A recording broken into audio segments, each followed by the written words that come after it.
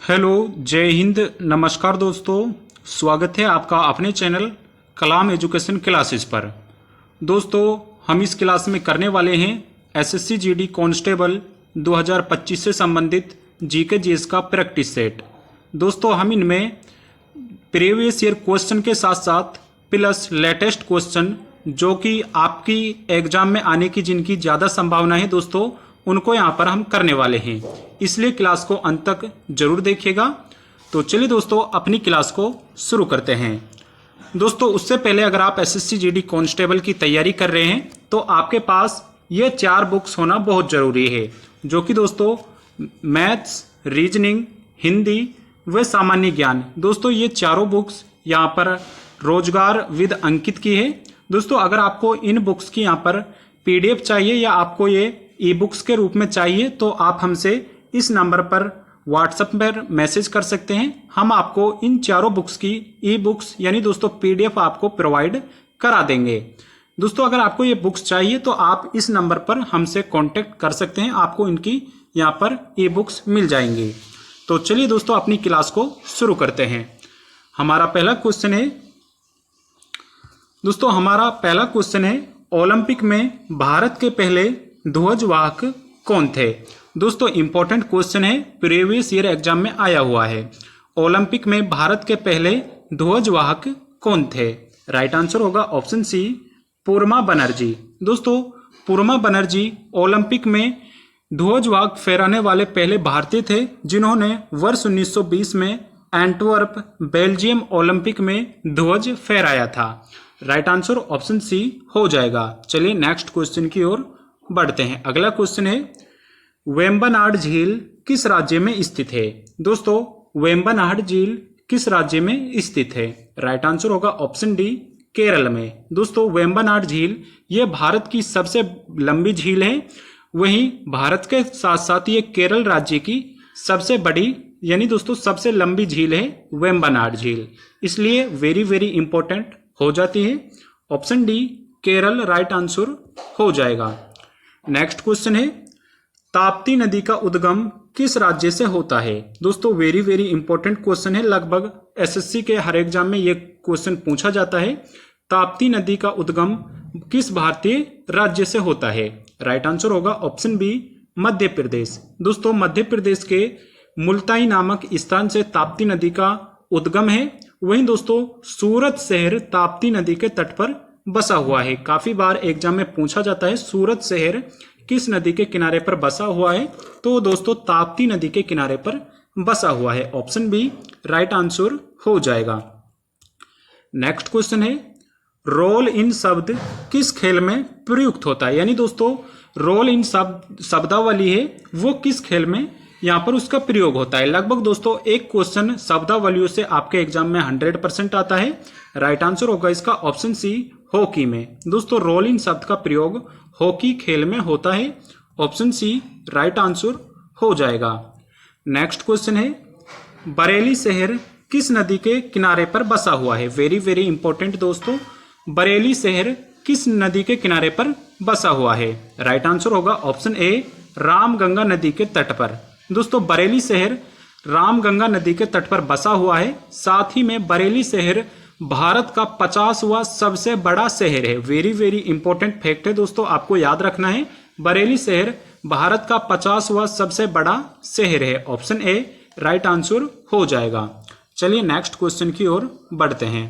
Next question है, भारतीय वन्यजीव संरक्षण अधिनियम किस वर्ष लागू किया गया था। दोस्तों, इंपॉर्टेंट क्वेश्चन है, भारतीय वन्यजीव संरक्षण अधिनियम किस वर्ष लागू किया गया था। राइट आंसर होगा ऑप्शन ए, वर्ष 1972।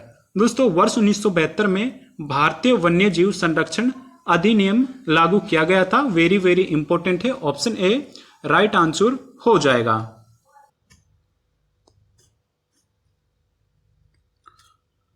दोस्तों, अगला क्वेश्चन है, 2011 की जनगणना के अनुसार किस राज्य में ग्रामीण क्षेत्रों में रहने वाले लोगों की संख्या सर्वाधिक थी। यानी दोस्तों भारत के कौन से राज्य में ग्रामीण यानी दोस्तों ग्रामीण जनसंख्या सबसे अधिक है।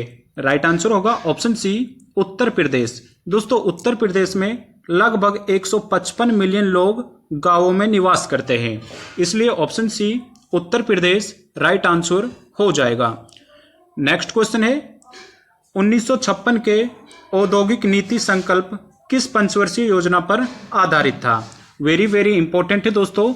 भारत की जो पहली पंचवर्षीय योजना थी उसका कार्यकाल वर्ष 1951 से लेकर 1956 तक था और ये कृषि पर आधारित थी। वहीं जो दूसरी पंचवर्षीय योजना थी इसका कार्यकाल 1956 से लेकर 1961 तक था और ये औद्योगिक नीति पर दोस्तों ये तैयार की गई थी। राइट आंसर होगा ऑप्शन ए। दूसरी पंचवर्षीय योजना 1956 के औद्योगिक नीति संकल्प से दोस्तों यहां पर आधारित थी। ऑप्शन ए राइट आंसर हो जाएगा। नेक्स्ट क्वेश्चन है श्रमिक दिवस कब मनाया जाता है। वेरी वेरी इंपॉर्टेंट है दोस्तों। श्रमिक दिवस कब मनाया जाता है। राइट आंसर होगा ऑप्शन ए 1 मई को। दोस्तों प्रति वर्ष 1 मई को श्रमिक दिवस मनाया जाता है। ऑप्शन ए राइट आंसर हो जाएगा। अगला क्वेश्चन है इसरो की फुल फॉर्म क्या है। दोस्तों इसरो की फुल फॉर्म निम्न में से क्या है। ऑप्शन है Indian space research organisation, Indian specific research organisation, या फिर इंडियन स्पोर्ट्स रिसर्च ऑर्गेनाइजेशन, या Indian security research organisation. Right answer होगा इसका option A Indian space research organisation. ये इसरो की फुल फॉर्म है। ऑप्शन ए राइट आंसर हो जाएगा। नेक्स्ट क्वेश्चन है अर्धरात्रि के सूरज की भूमि किस देश को कहा जाता है। दोस्तों अर्धरात्रि के सूरज की भूमि यह नॉर्वे देश को कहा जाता है। ऑप्शन बी राइट आंसर हो जाएगा। अगला क्वेश्चन है भारत का सबसे पुराना सार्वजनिक क्षेत्र का बैंक कौन सा है। दोस्तों निम्न में से कौन सा बैंक भारत का सबसे पुराना सार्वजनिक क्षेत्र का बैंक है। राइट आंसर होगा इसका ऑप्शन सी इलाहाबाद बैंक। दोस्तों इलाहाबाद बैंक की जो स्थापना की गई थी वो 1865 में की गई थी। ऑप्शन सी राइट आंसर हो जाएगा। अगला क्वेश्चन है तंजौर चित्रों की उत्पत्ति किस राजवंश के समय में हुई थी। दोस्तों वेरी वेरी इंपॉर्टेंट क्वेश्चन है दोस्तों। तंजौर चित्रों की उत्पत्ति किस राजवंश के समय में हुई थी। राइट आंसर होगा इसका ऑप्शन सी चोल राजवंश के समय में तंजौर चित्रों की उत्पत्ति हुई थी। ऑप्शन सी राइट आंसर हो जाएगा। अगला क्वेश्चन है दुनिया में कॉफी का सबसे बड़ा उत्पादक देश कौन सा है। वेरी वेरी इंपॉर्टेंट है।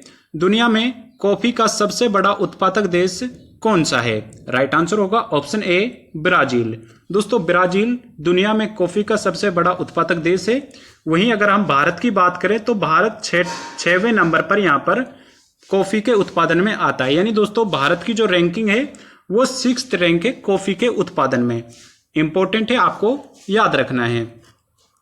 नेक्स्ट क्वेश्चन है सलाल परियोजना किस नदी पर स्थित है। दोस्तों इंपॉर्टेंट क्वेश्चन है सलाल परियोजना किस नदी पर स्थित है।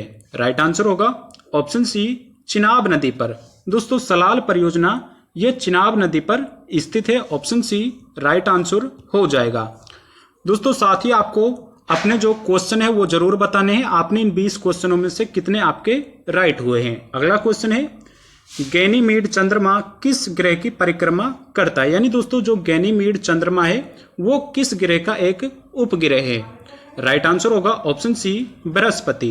दोस्तों बृहस्पति या जुपिटर का जो यहाँ पर उपग्रह है वो गैनीमीड चंद्रमा है। Option C Brihaspati right answer हो जाएगा। नेक्स्ट क्वेश्चन है पर्टुसिस किस रोग का अन्य नाम है। दोस्तों पर्टुसिस नामक रोग किस रोग का अन्य नाम है। ऑप्शन है काली खांसी, मलेरिया, टीबी या थायराइड।